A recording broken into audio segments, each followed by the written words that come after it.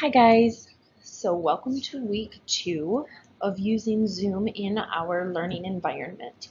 And this has such high potential to be such an amazing tool that inspires collaboration in a virtual community.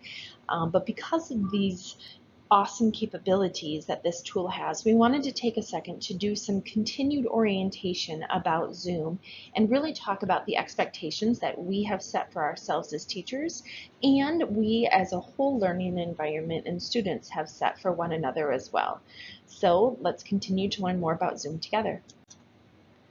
So Zoom is considered our collaboration tool, meaning Zoom is where we go to collaborate.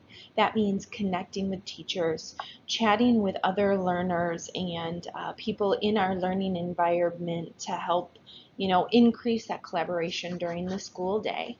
All of these chats are aimed to be school appropriate and also school related. Zoom also provides us our live lesson rooms, which is where we go to do our live learning together. And Zoom has this beautiful ability to teach us how to learn to interact with others regardless of location. We want you guys to really think about it as learning how to interact and react in a classroom environment. This just happens to be our virtual classroom environment. One thing that we really want to stress to you guys is that we are available via email anytime that works for you, but Zoom really is something that we want to have as a tool you use during our school hours for school conversations. So please know that if a Zoom message is sent outside of those school hours, it's not as easily or readily available to us. And we really want it to be school-related conversations happening in Zoom. So this is a great time as a family to talk about how to use this tool in a school-appropriate way. So when you go to your child's Zoom account, you're going to see different groups that he or she is a part of. And these groups are specific to the audience that we've created inside of that. So for example, my 6th grade group is a group of my mentor kids. So when I utilize that group, I make sure that the message I am sending to that group is specific to that of just my 6th grade mentors. The middle school VO group is that place where all of us middle school teachers and students live. So when I send a message in that group, my intention is for it to apply to everybody in that group. Outside of those groups, we have the ability to connect one-on-one with each other. So if your child has a question specific for Mr. Andy, he or she can directly chat him, so it goes directly to him. And then that way we can ensure that that message is only applying to Mr. Andy, so he's the only one getting it. If the message or the question applies to more than just one person, if it applies to one of the groups that your child is in, that's where we can go to relay that question or relay that message. So what our end in mind is for this is for students to really pause before they send something and think, what is the message I'm trying to share, and who does it apply to, so that not everybody is getting everything, but we're really using discernment to make sure that we are knowing what message we're sending and who really needs to be a part of that conversation. So Zoom is not that much different than other learning environments. It's packed full of things that are going to pique our students and us teachers' curiosity. But channeling and balancing those curiosities and that excitement is really what we are working on. Just like when you are in a new brick and mortar classroom and you get excited about the different things on the walls or the bins in the cupboards, we're not going to run into that room and just start playing with all of it. We're going to use respect and courtesy as we kind of navigate through the newness of these things. The same applies in Zoom. When someone else is talking, not talking over them, just like you wouldn't in a brick and mortar. When Miss Mel is giving a mini lesson, not writing all over the screen, just like you would in a brick and mortar. You wouldn't go to a whiteboard that the teacher was teaching on and scribble all over it in the middle of class, right? Zoom has these amazing tools that I'm going to teach you about in just a second that we are really going to work hard on learning how to use over the next couple of weeks. So Zoom etiquette is not that different than a brick and mortar classroom etiquette, using our manners, being respectful with our speaking, asking questions, making sure that we're being responsible when it comes to how we're sharing our thinking. All of that applies here to our Zoom rooms.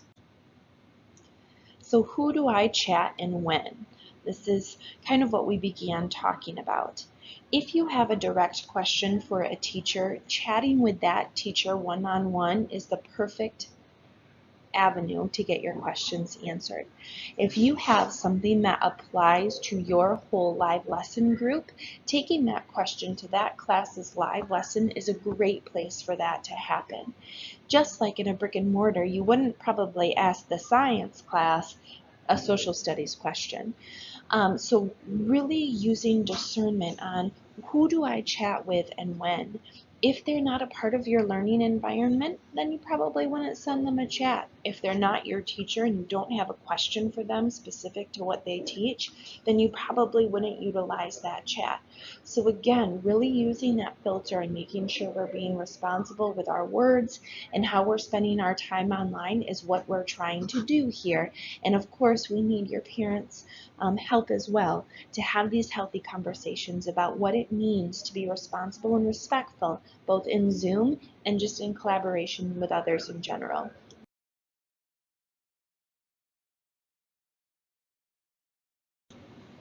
So we use Zoom for our live lessons, and Zoom has such great special features that we're excited to dive into. If you guys notice here, there are all of these nonverbal communication tools that you guys are able to utilize when you are in a live lesson meeting. That is a live meeting. So you can tell me to slow down, to go faster, that you need to take a break. And these are ways to kind of help manage when we want to communicate things. Of course you can use your mic. We want you to use your mic like crazy, but there's a way to raise your hand here first, and then I'll call on you just like in a classroom. That way we're not speaking all over one another and it just kind of gets all crazy in our ears. Remembering to raise your hand and then having us call on you promotes patience and respect and responsibility in our learning environment. And we're going to work really hard this year to help you ensure that you know how to use every single one of these special features. Check your agenda in every one of your classrooms and your Outlook calendar to find your links for your specific live lesson. Every Monday and Wednesday, each class will have a specific link for that live lesson meeting, and they will also pre-populate on your calendar. Once you start getting in the habit of utilizing that Outlook calendar, there'll even be a pop-up function that will go brrr, ELA 8 live lessons starting in 15 minutes. And we are going to walk you through how to do all of that. But none of those notifications are going to be helpful for you if you don't have Outlook set up yet. So please, please, please make sure you have your email set up. And if you have any questions about that, use your grade level specific group and ask your mentor, or go right directly one-on-one to your mentor and ask them in a private chat. The calendar integration is a really great tool here. You can really start utilizing the calendar in Outlook to make sure that you're not double booking yourself, to make sure that you're giving yourself brain breaks, that your days are kind of structured in a way that makes sense for you guys. An email should have been sent to you for any reoccurring meetings in your calendar, and you can go ahead and pin that email to the top of your Outlook so that you can always get those links. But remember, you can always go to your Outlook calendar inside of your email. It has the little calendar function right there to find those links as well. And again, they're always in your agendas. Don't forget about brain breaks, guys.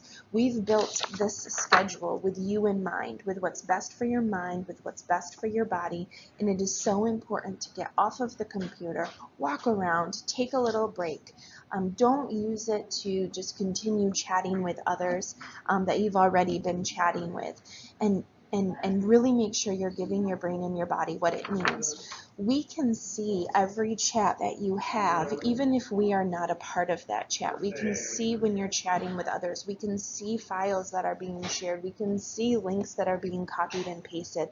So please know that we want you to utilize these brain break times for true brain breaks, but this tool, this collaboration tool for true collaboration, and of course school appropriate in every single aspect as well.